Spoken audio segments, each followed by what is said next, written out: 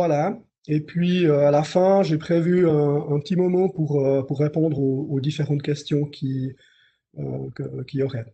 Ce qu'il y a, c'est que j'ai pas particulièrement l'habitude, disons, de faire ce type de présentation. Bon, vous en doutez probablement. Euh, du coup, ben, il y aura peut-être un petit peu des longueurs quand je vais changer en passant d'une caméra à l'autre. J'aimerais quand même réussir un peu à vous montrer des choses en lien avec le métier. Voilà, cette présentation, elle devrait durer environ une trentaine de minutes. Enfin, en tout cas, quand les gens sont là, c'est à peu près la durée que ça prend. Elle est constituée de deux parties. Une partie générale qui concerne en fait l'ensemble de l'école et puis des formations chez nous, les conditions, enfin vous verrez tout ça. Et puis ensuite, une partie plus spécifique qui concerne l'électronique. Là, je me baserai sur un objet qu'on a réalisé, qu'on avait prévu de vous faire aux portes ouvertes. Et puis ensuite, à la fin, vous aurez la possibilité de poser toutes les questions qui vous paraîtront utiles. Voilà, donc j'attends encore quelques instants, peut-être 2 minutes, comme ça laisse 5 minutes de battement pour ceux qui souhaitaient se... Ouais, ou bien je commence maintenant. Non, je vais commencer maintenant parce que de toute façon, on peut rejoindre en cours de route et puis si les gens se loguent et puis voient la slide de bienvenue, ils vont peut-être se poser des questions. Alors, je vais démarrer. Voilà, alors, peut-être je peux aussi me présenter. Donc, mon nom est Stéphane Ballet. Je suis le responsable de la formation des électroniciens ici à l'École des métiers. C'est la raison pour laquelle je vais vous présenter cette partie-là. Et puis, je vous souhaite la bienvenue à cette présentation. Voilà. Ok. Ok. Donc, peut-être la première chose que je souhaite vous dire, c'est que dans le système suisse, il existe deux façons de faire un apprentissage. Soit c'est à plein temps, ça c'est ce qu'on fait chez nous à l'école des métiers. Ça signifie quoi? Ça signifie que la théorie et la pratique se fait dans la même école. Habituellement, la majorité des gens font plutôt des apprentissages dans le mode dual. Ce mode dual, euh, en fait, la pratique se fait chez un patron dans une entreprise, et puis la théorie, elle se fait à l'école professionnelle. Donc tout ce qui concerne les aspects théoriques du métier, ou bien tout ce qui est culture générale, ou pour la partie maturité, ça se fait évidemment en école professionnelle. Alors, il y a souvent la question de savoir, est-ce qu'il y a des différences entre les deux systèmes? Alors en fait, il n'y en a pas. Enfin, quand je dis il n'y en a pas, il y en a au niveau de la manière d'aborder la partie pratique, mais disons, en matière de titres, c'est les mêmes titres. Donc, dans les deux cas, on obtient un CFC d'électronicien. Dans les deux cas, ceux qui font la maturité obtiennent une maturité professionnelle. Donc, les examens sont les mêmes. Donc, ça veut dire que les gens du dual et les gens du plein temps, lors de l'examen partiel, se retrouvent ensemble. Donc, il n'y a pas de différence de ce côté-là. La différence, elle est plus, chez nous, c'est du plein temps, donc ça veut dire qu'on a des enseignants qui sont là pour former à la pratique, alors que dans le mode dual, eh bien, les jeunes professionnels font du productif et apprennent leur métier en faisant directement de la production. Alors évidemment, dans les deux cas, il y a des avantages et des inconvénients. Euh, voilà. Les différents métiers qu'on peut trouver à l'école, donc on forme des polymécaniciens, des automaticiens, bien entendu des électroniciens, des informaticiens, des mécatroniciens d'automobile, donc ça c'est ceux qui travaillent dans le domaine de la réparation des voitures, et puis les filières du bois, donc menuisiers ou ébénistes. Je dirais qu'il y a quelques similitudes. Les trois métiers, automaticien, électronicien et informaticien, sont des métiers qui ont des zones qui se chevauchent un peu. Donc, dans ces trois métiers-là, la part, je dirais, d'informatique est importante. Et puis après, il y a quelques particularités. C'est pour ça que souvent, je conseille aux jeunes qui s'intéressent à des métiers techniques de faire des stages dans plusieurs métiers. Je reviendrai sur cette question puisqu'on a un slide qui est particulièrement prévu pour la question des stages, donc j'y reviendrai, mais c'est évidemment toujours le conseil que je donne aux jeunes, c'est de faire un maximum de stages. Alors c'est vrai que cette année, c'est peut-être plus difficile de trouver des stages dans les entreprises, mais chez nous, on en offre quand même une bonne série.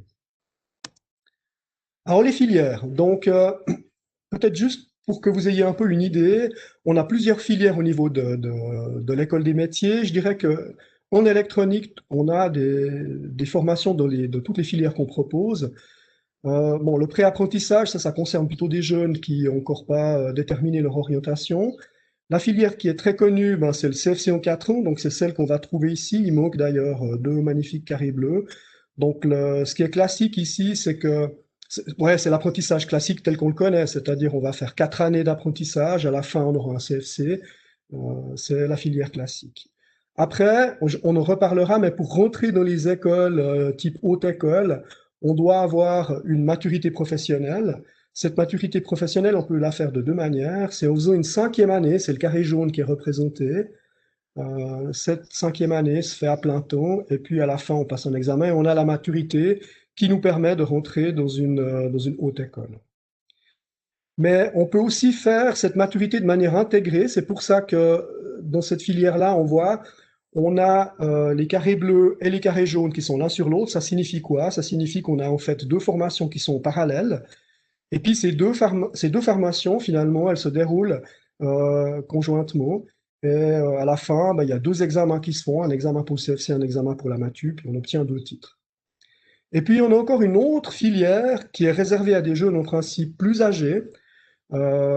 C'est la formation professionnelle accélérée qui dure que 2 ans. Ce qu'on voit en grisé, c'est qu'ils sont passés par le gymnase. Alors ils ont soit un diplôme de culture générale, soit une maturité fédérale. Puis à ce moment-là, on peut les admettre.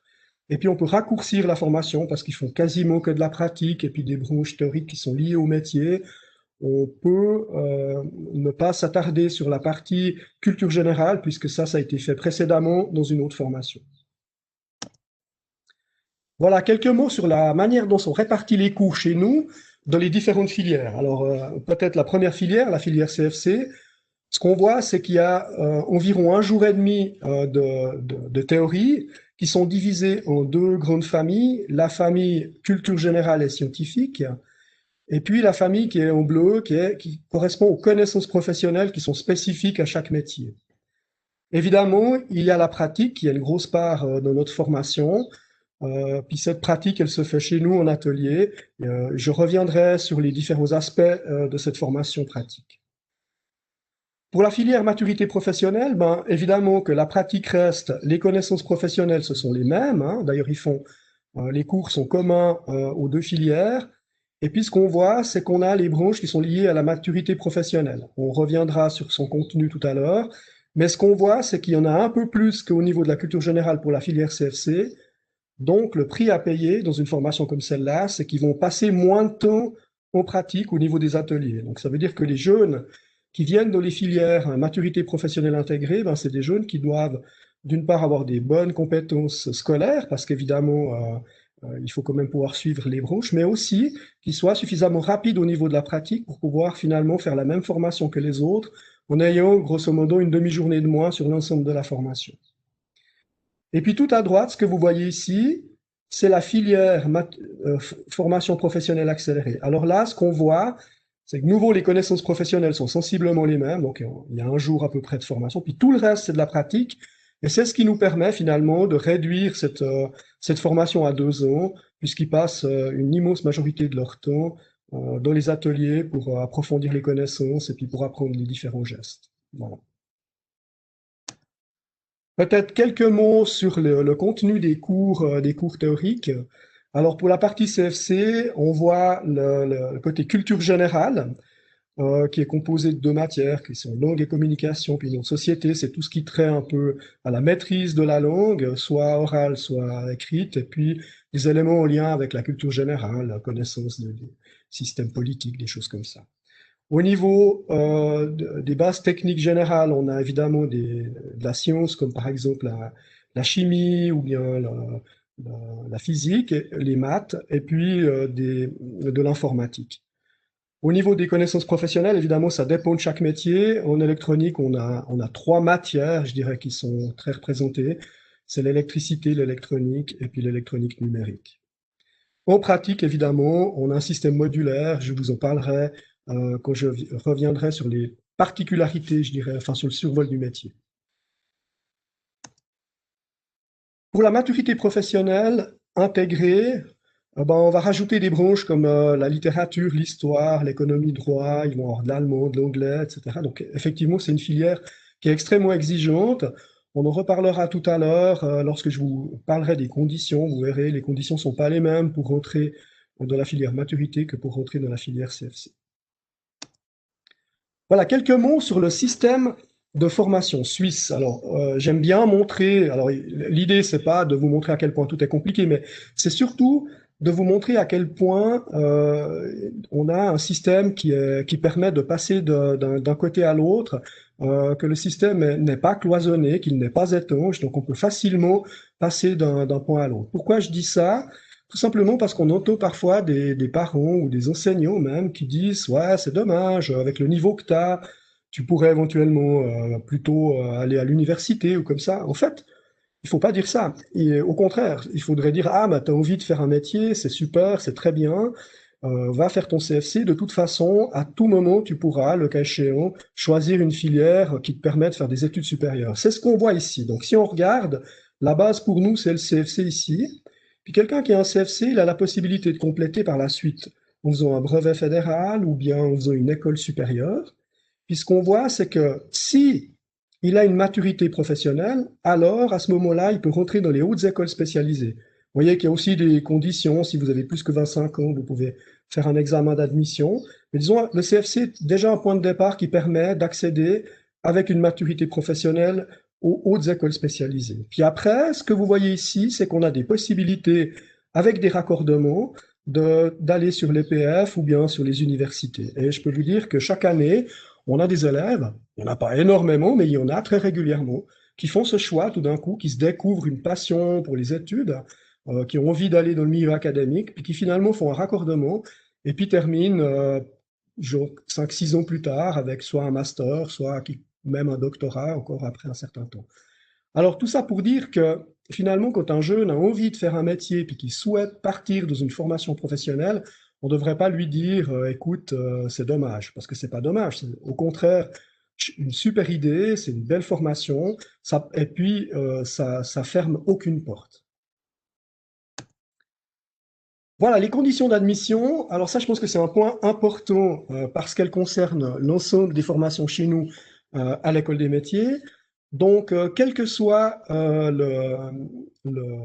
la filière, de toute façon, il y a un concours d'entrée à faire. Donc, on organise un concours, j'y reviendrai par la suite.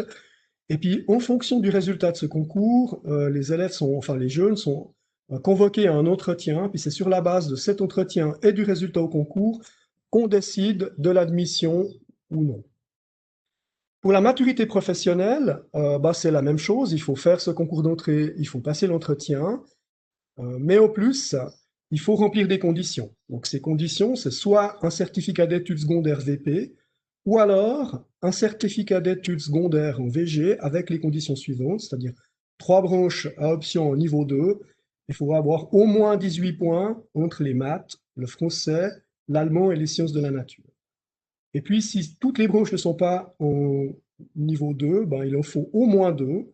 Et puis à ce moment-là, s'il n'y en a que 2, alors il faut remplir les conditions, c'est plus 18 points, mais 19 points dans les mêmes branches que j'ai citées tout à l'heure, à savoir mathématiques, français, allemand et sciences de la nature. Ces conditions-là ne sont pas fixées par les TML, c'est fixé au niveau fédéral, et ce n'est pas nous qu'on décide si un élève peut rentrer en maturité ou pas. Donc les dossiers maturité sont transmis en fait au département qui valide la chose et qui nous dit si le jeune peut être admis en maturité professionnelle ou pas. À ce sujet, je souhaite dire que tous les élèves qui remplissent les conditions, j'ai tendance en entretien à les pousser à aller dans la filière maturité. Alors c'est vrai que des fois la crainte de certains jeunes, c'est de se dire oui, mais est-ce que vraiment ça va pas être trop dur pour moi, etc. Donc je vous ai montré tout à l'heure, je peux d'ailleurs y revenir peut-être. Je vous ai montré, ah non, là je vais trop loin, j'ai appuyé sur la mauvaise touche, voilà, je reviens. Donc ce que je voulais vous montrer, voyez sur le système ici, ce qu'on voit, pour la maturité professionnelle intégrée, c'est qu'en fait, les deux formations, elles sont parallèles. Donc ça veut dire qu'elles sont vraiment séparées. Il y a une partie qui concerne le CFC et une partie qui concerne la maturité. Donc si tout d'un coup on se rend compte que pour un jeune, c'est trop difficile d'être en maturité, alors à ce moment-là, on stoppe la formation MATU et on se concentre sur la partie CFC. Donc, un jeune qui a les conditions pour rentrer au MATU devrait tenter sa chance parce que de toute façon, il ne prend aucun risque pour la suite de sa formation. Voilà. Donc, je reviens où j'en étais tout à l'heure. Ah oui, voilà. Donc, j'avais un peu terminé cet aspect sur la question des conditions d'admission. L'élément très important est le suivant, c'est-à-dire que le concours, il aura lieu le lundi 15 février 2021, que pour pouvoir y participer, il faut s'inscrire et fournir un dossier, et que le délai d'inscription est fixé au 30 janvier 2021. Avec les fêtes qui vont arriver et tout, c'est extrêmement rapide. Donc c'est toujours le conseil que je donne aussi aux parents ou aux jeunes, c'est si vous êtes déjà convaincu que vous voulez faire une formation dans une école de métier, déposez votre dossier tout de suite, ça ne sert à rien de laisser passer le temps et de courir le risque que le délai soit échu. Ce concours d'entrée, il est commun à toutes les écoles de métier du canton et il concerne tous les candidats, c'est-à-dire ceux qui viennent en CFC ou en maturité professionnelle intégrée. Il se fait sous forme informatique pour la grande majorité des épreuves. C'est des épreuves qui sont en lien avec des connaissances scolaires de base, de compréhension, puis quelques éléments en lien avec la réflexion. Pourquoi est-ce qu'on vous dit que c'est commun à toutes les écoles de métiers du canton? Tout simplement parce que peut-être un jeune va hésiter entre deux formations, une formation qui pourrait se dérouler chez nous à Lausanne ou une formation qui pourrait se dérouler ailleurs et qui ne serait pas prévue sur Lausanne. Je prends l'exemple entre électronicien et médiamaticien. Médiamaticien, on n'en forme pas chez nous. Par contre, ils s'en forment au CPNV à Sainte-Croix. Et puis du coup, si le jeune n'est pas encore très sûr de son orientation, eh bien, un des risques, c'est finalement de se dire, ah mais où c'est que je passe mon concours? Alors, il n'y a pas de souci, c'est prévu. C'est-à-dire, vous déposez votre dossier dans une des écoles, celle qui vous arrange le mieux d'un point de vue géographique.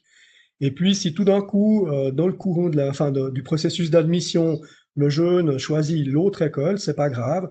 On transmet le dossier à l'autre école et ils finissent le traitement d'admission. Donc, vous n'avez pas à faire un choix. Vous pouvez aller dans n'importe laquelle des écoles pour faire ce concours. Les dossiers se transmettent d'un établissement à l'autre, il n'y a aucun souci. Voilà, je vous avais parlé des stages, donc je le redis, je pense que le meilleur moyen de se faire une idée d'un métier, ben, c'est de faire un stage.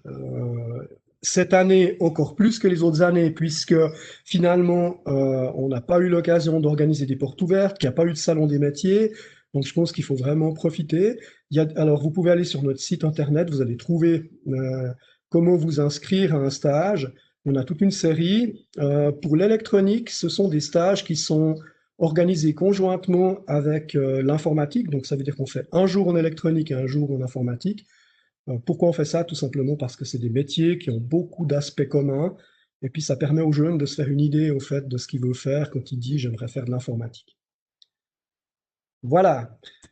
J'ai terminé la partie qui concerne l'ensemble je dirais des informations relatives à toutes les formations chez nous à l'École des métiers. Je vais maintenant faire un survol du métier. Je vais vous présenter différents aspects. Et pour ça, j'ai choisi un objet que vous voyez d'ailleurs en photo, qui est une toupie, qui est un objet qu'on a réalisé pour les portes ouvertes. On a déjà fait ça l'année passée et on peut se refaire ça cette année.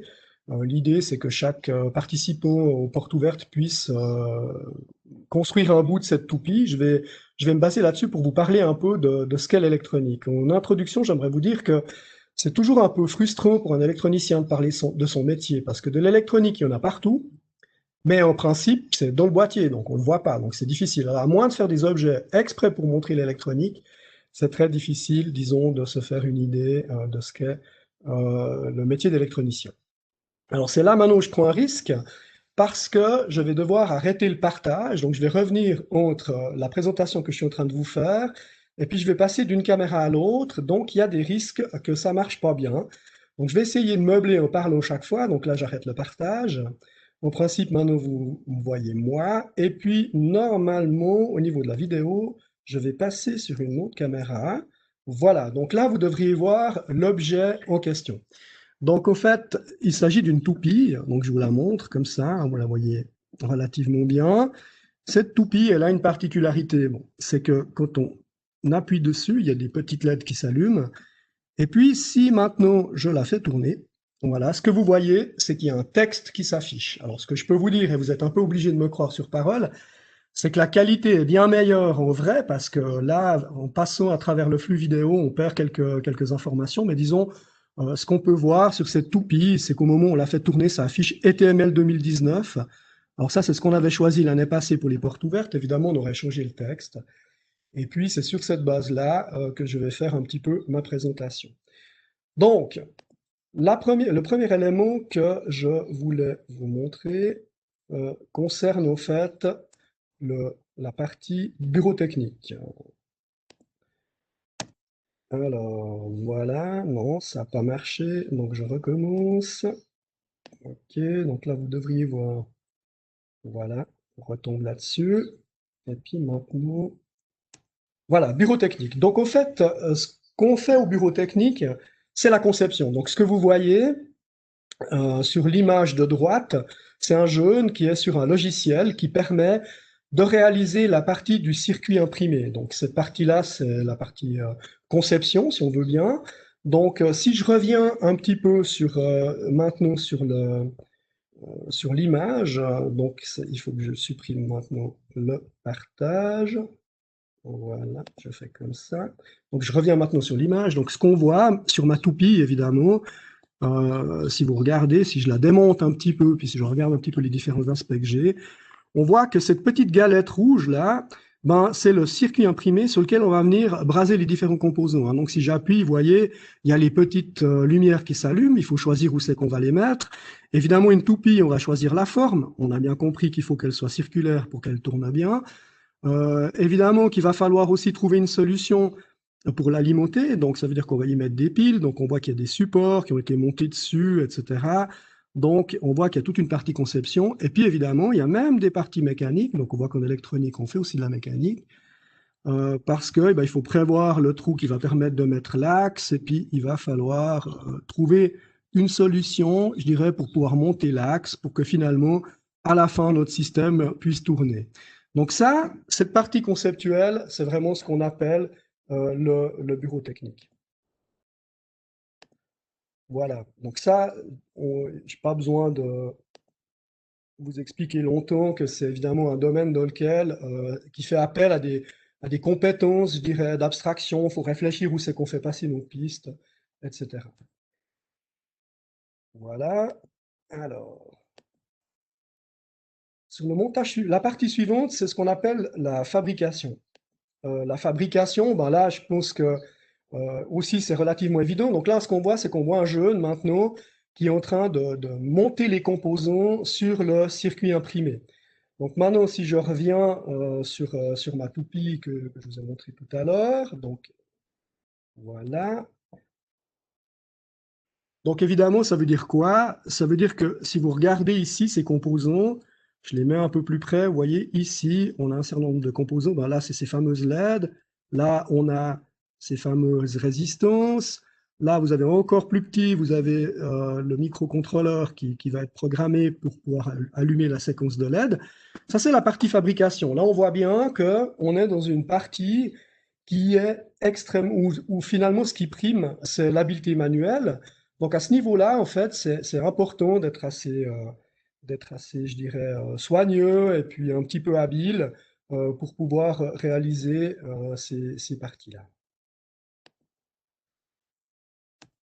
Voilà, la programmation, alors là, je ne rentre pas dans les détails, mais disons, vous avez vu tout à l'heure quand j'ai fait tourner ma toupie que j'affichais ETML 2019.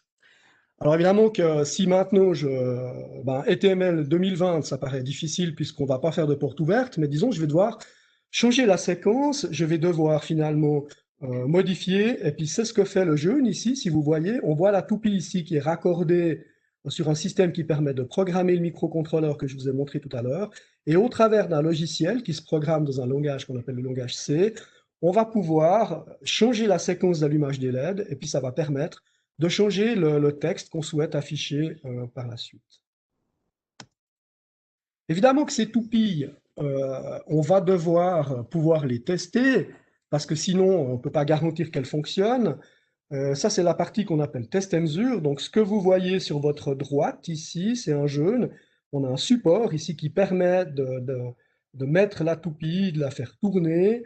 Et puis, à l'aide de plusieurs appareils de mesure qu'on voit là autour, on va pouvoir mesurer les caractéristiques pour vérifier que ce qui avait été prévu lors du développement qu'on a fait au bureau technique ou les éléments qui ont été mis en programmation sont corrects. Ou bien alors, il y a un cas de figure aussi, si le système ne fonctionne pas, c'est de pouvoir éventuellement aller faire des mesures pour essayer de comprendre ce qui se passe au niveau de la communication entre les différents circuits. Donc là, on est dans une partie plus test, plus réflexive aussi. Voilà.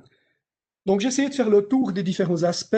Donc on voit que c'est un métier qui permet finalement à la fois d'allier un peu les compétences mentales à des compétences pratiques. Et d'ailleurs, ça me fait penser à ce tour-là, je vais juste au niveau de la vidéo. Alors, c'est pas ce que je voulais faire. Il faut que je change de vidéo parce que je suis en train de vous montrer une partie qui intéresse moins. Ouais, alors, on va recommencer. Option de la vidéo.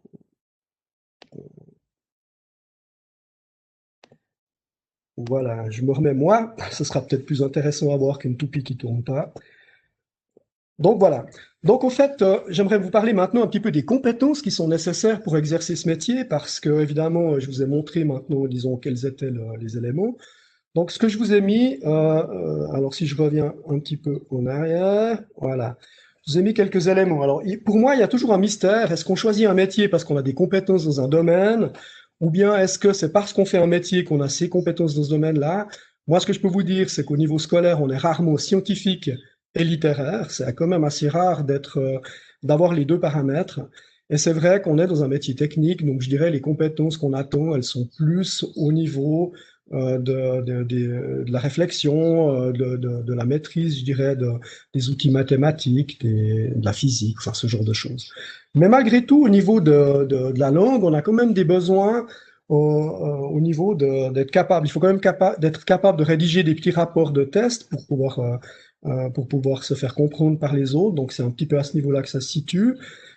Et puis bien sûr, l'anglais technique pour nous est très important parce que les composants qu'on utilise proviennent du monde entier et les feuilles qui sont données sont toujours rédigées en anglais. Et donc voilà, il n'y a pas besoin de connaître beaucoup de vocabulaire, mais disons, il faut assez vite être capable je dirais, de digérer ce type de document. Au niveau des brosses scolaires, moi, je vous l'ai dit, c'est plutôt les mathématiques, hein, donc l'algèbre de base. Très vite, je vous montrerai un exemple tout à l'heure. Très vite, on a besoin de ces outils-là. Des capacités d'abstraction, je vous ai parlé tout à l'heure de la programmation, c'est une part importante de notre métier. Et évidemment, les programmes, ça nécessite un petit peu d'être capable de modéliser les choses, de faire des algorithmes, etc. Profil, ben, je dirais soigneux et structuré. Alors pourquoi soigneux? Ben, je vous ai montré tout à l'heure la taille des composants qu'on va monter sur cette fameuse toupie. Donc évidemment que on voit d'emblée que c'est petit, qu'il faut être soigneux parce que sinon ça va poser des problèmes. Structuré, ben, disons qu'on a énormément de documentation qu'on va transmettre aux jeunes. Il faut les classer, il faut les retrouver, donc il faut une certaine structure. Alors c'est vrai, quand je fais la présentation en présentiel, souvent je vois des parents à ce moment-là qui se retournent vers leur enfant en leur regardant d'un petit air, mais t'as ça toi? Mais en fait, ils l'ont peut-être pas encore, hein, donc ça c'est possible. Mais par contre, durant la formation, c'est des choses qu'on va développer, puis qu'on va leur demander. Donc c'est vrai que quelqu'un qui est pas du tout structuré, qui aime pas du tout s'obliger à faire les choses selon un certain format, qui a plus un côté, je dirais, artistique développé, c'est peut-être pas le métier dans lequel il se sentira le plus à l'aise. Voilà. Voilà un exemple qui finalement en dit long sur ce que j'entends par là.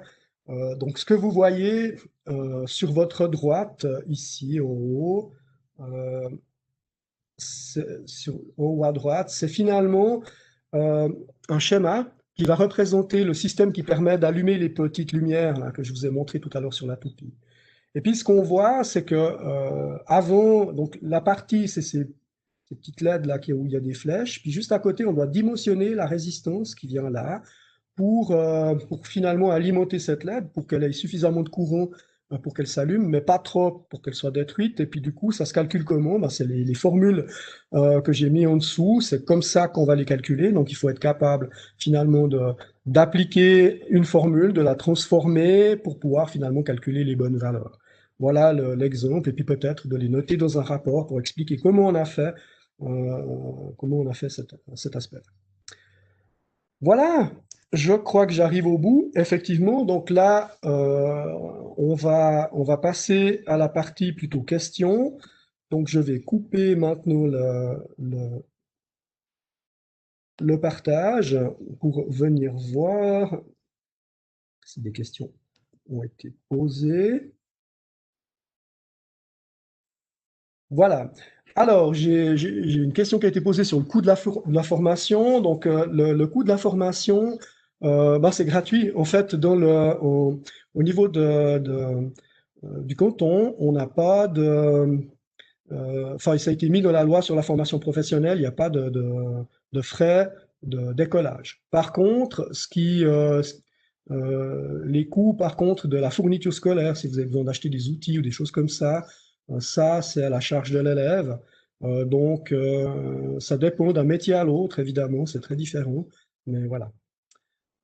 J'ai eu une question sur quelle est la différence entre électronicien et automaticien. Alors, c'est une excellente question.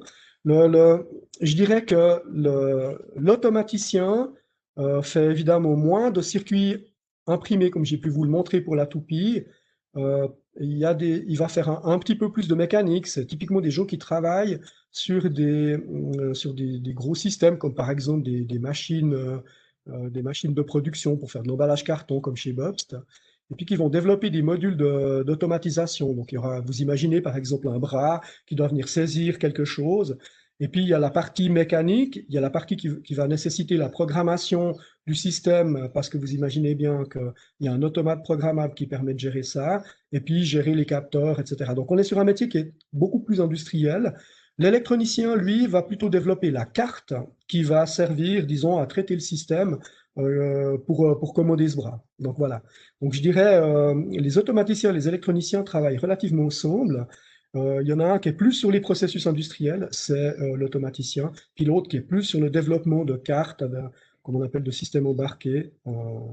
Et là, c'est plus sur une logique de développement pour les cartes. On me pose la question de savoir quel est le pourcentage d'élèves atteignant l'EPFL en passant par les TML. Alors ça, je ne peux pas répondre à cette question parce que je ne sais pas. Ce que je peux vous dire, c'est qu'on en a régulièrement un ou deux qui le font. Alors, cette filière-là, elle nécessite donc, il faut passer par la MATU. Donc, ça veut dire que si vous suivez cette filière via la maturité euh, intégré, ben, il n'y a pas d'année en plus à faire. Mais par contre, si vous ne l'avez pas déjà, il va falloir passer cette maturité. Donc ça fera une année supplémentaire. Puis après, vous devez faire le CMS, qui est en fait un examen qui vous permet d'entrer à l'EPF. La plupart des jeunes qui font ça n'ont pas de problème à l'EPF.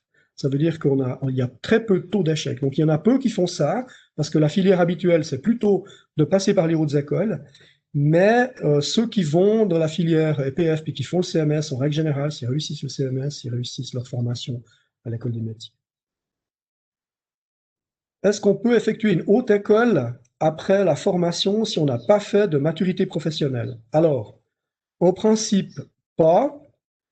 Mais vous avez peut-être vu dans le modèle que j'ai montré au début, c'est que si vous avez plus de 25 ans, vous pouvez faire le concours d'admission. Donc ça veut dire qu'à ce moment-là, vous pouvez vous présenter à un examen, puis si vous le réussissez, ils vous admettent. Mais il faut avoir plus que 25 ans pour faire ça, et puis une certaine expérience professionnelle.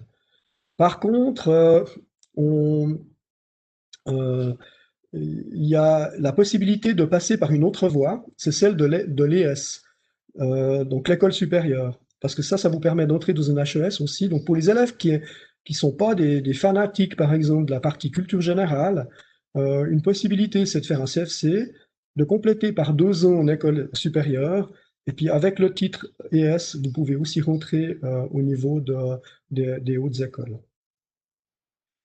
Il y a une autre question qui m'est posée concernant le nombre de places d'électroniciens à l'entrée. Alors, le nombre de places, en fait, moi, j'engage environ 40 première année, environ. Voilà. Souvent, il y a une autre question qui est posée en parallèle avec celle-ci, c'est c'est une question qui concerne le nombre de gens qui se proposent, puis combien on en prend par rapport à ça. En gros, je dirais, j'ai 60 demandes pour 40 places. C'est à peu près la proportion que j'ai, quoi. Voilà, environ. En stage, est-ce que les entreprises payent l'apprenti? Non, pas chez nous. En fait, alors le modèle du stage, si vous voulez, ça va dépendre. Par exemple, chez les informaticiens, le stage se fait sur une année. Alors, dans un modèle comme celui-là, le stagiaire est payé comme un apprenti de quatrième année. Par contre, nous, on a un modèle qui est différent, c'est-à-dire qu'on envoie nos élèves en stage en troisième année, et puis il dure que 3 mois. Donc, c'est vraiment un stage qui est très court. Donc, les entreprises qui les prennent, finalement, vont pas pouvoir utiliser la production directement pour avoir une plus-value. Donc, en fait, ils donnent quelque chose, mais ça va bien plaire. Donc, au principe, il y a une espèce de prime qui dépend aussi un petit peu de l'engagement de, de l'apprenti. Mais ça, c'est pas une obligation. Donc, au principe, c'est un stage non rémunéré.